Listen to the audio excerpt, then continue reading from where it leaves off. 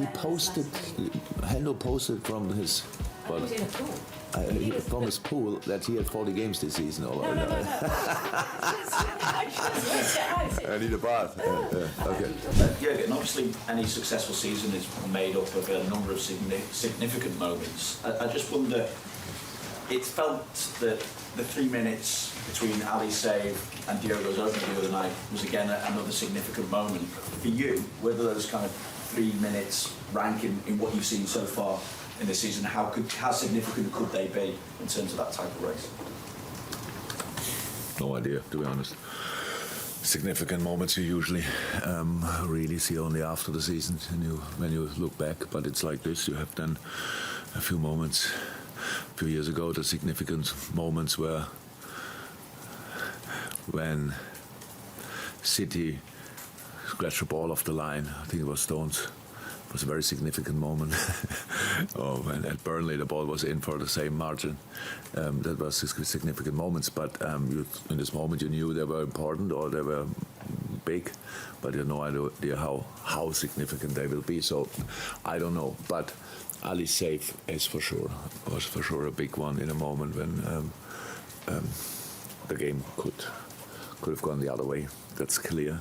But apart from that, we had the similar situation with the Sadio goal, which was disallowed already 2, 3, 4 minutes before, maybe 5 minutes before. So obviously we were much better in our positioning, in our movements than in the first half, and that was significant as well. So that's why we had the situations then. First Sadio's, which was offside, slightly but clear, and then Diogo's goal. So that's very important. But how I said, I have no idea how significant it was, but it was important. We keep mentioning momentum though as well. Now there's a change of competition immediately followed by an international break as well. So is it good to get away from the title race for a bit, and in some ways can that break help keep the edge that you've had over the last few weeks, or rather than impact it negatively? Things you cannot change. I don't think it makes too much sense to really think about it, and that's why we don't do it. I would prefer to have the boys together for 2 weeks, I can tell you, so that would be much better. But they have obviously a lot of important games to play, 2 especially, with Sadio and Mo. And yeah, let's just hope and pray that they come back healthy.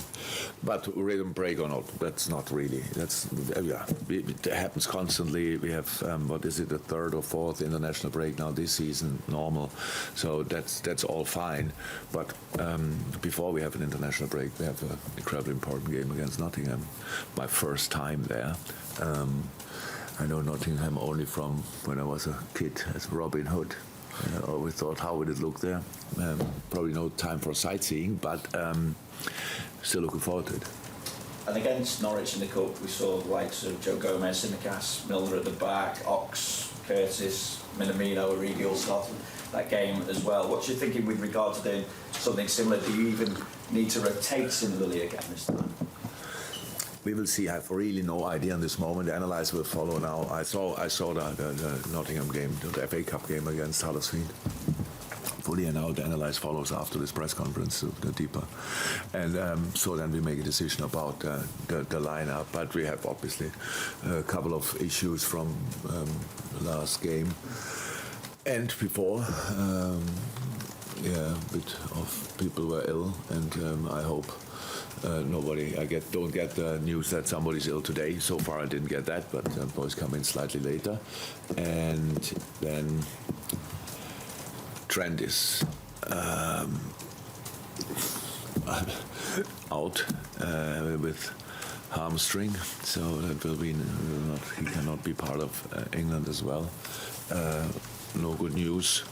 We will see how long that takes, and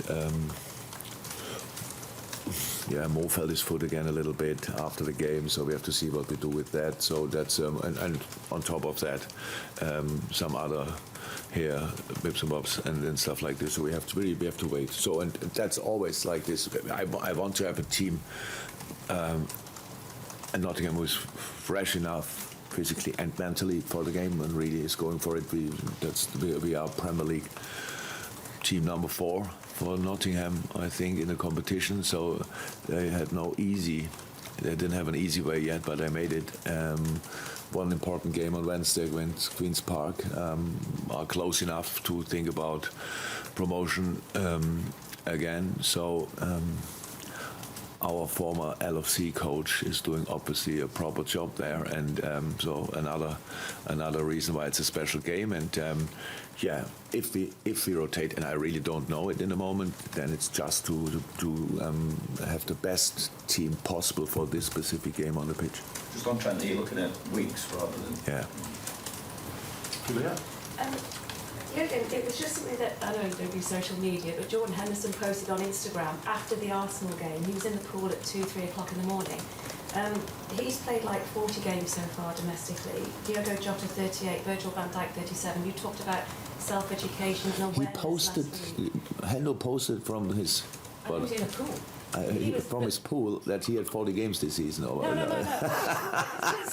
just worked it out. I need a bath. I've Okay. actually done some work. Getting better. But like you talked about sort of self-education and sort of keeping that rhythm and physical fitness and mental fitness as well. Does that show just, what the players are putting themselves through to be at their peak and at their best to continue this mammoth season? That it shows definitely, but that would mean in seasons when they have injuries and stuff like that, it would be their fault. It's not. It's a contact sport, and you can only prepare yourself as good as somehow possible, and that's what we always do. Especially, I think, with health, we are all in the same situation. We need some luck. If you're unlucky, it's a tricky thing in life and in football as well. This year we had to, and then we on top of that, we with a little bit resting here or rotating there, we can make it more likely. I can come back easy. I didn't open it now, but I cannot stop thinking about it. The 5 subs is essential, because when you think now. I think Scotland plans 6 friendly games in the summer, the national team. So that's not all of them are just for the purpose of if we go to the World Cup, then we are better prepared or whatever. It's for money reasons, and I understand that. But it's again, I think England has 4 games and stuff like this in a summer where it's first time for ages no tournament. What do? Oh, good, we use the time and put in some games. And that's the world. The UEFA plans a new tournament, I think, from them on 32 teams, 36 teams, 58, I have no idea, but a lot more. So pretty much I didn't even know that Europe has that many countries, but they all play now at the Euros. More games.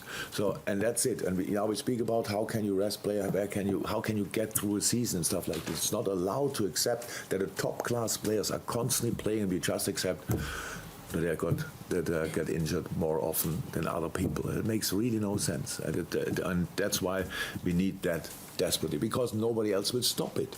Nobody else will stop putting more games in. That's how it is, because it's the money, it's whatever, nothing else to do for some FAs maybe. When I heard that with 6 and 4 and whatever games during the summer break, when the first time that these players would have a summer break, and after that a normal season follows, plus a World Cup just in the middle of it. What? What do you think? How these boys get through this? So when you are in a situation like we are now, you have to recover each second. You have the time to do so, and you have to rest each second. You have the time to do so, because it's really tough what the boys have to do. Not only ours, but ours as well. And I'm really happy hearing that Hendo has a pool, first and foremost, and he was in it, and hopefully I can see today that he recovered well. But I think that's very quickly. It's the fact that that's almost a Premier League season, 40 games already. Right? Yeah. It's more than a Premier League season and the 2 Yeah, and still a few to come. My first year, I think some players had, maybe not players, but the team had 63 games at the end of the season. When I came in, I didn't have the first few, in 15, 16 the season at the end. But the final at Sevilla was game number 63. So, and there were no international games involved, by the way. Not that, just club.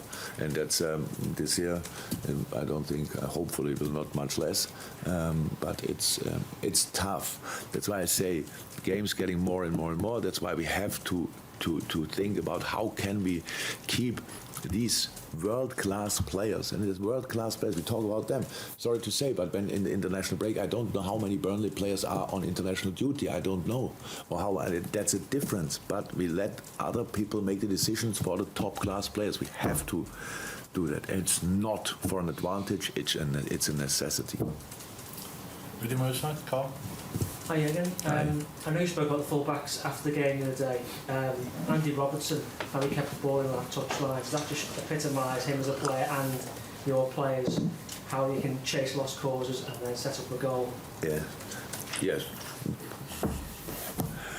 It's the full package of Robbo. So not only as a player, as a person as well. So he wants really desperately deliver and work for the team. And the goal was not only, it was one of my favorite goals for a long, long time, to be honest, the second one. First, we win the ball back. And then second, Robbo is waiting with his cross until he saw Bobby is now ready for it. Because even when Robbo and Trent obviously set up a lot of goals, there's still space for improvement in the decisive moments. And that was an incredible pass in the end.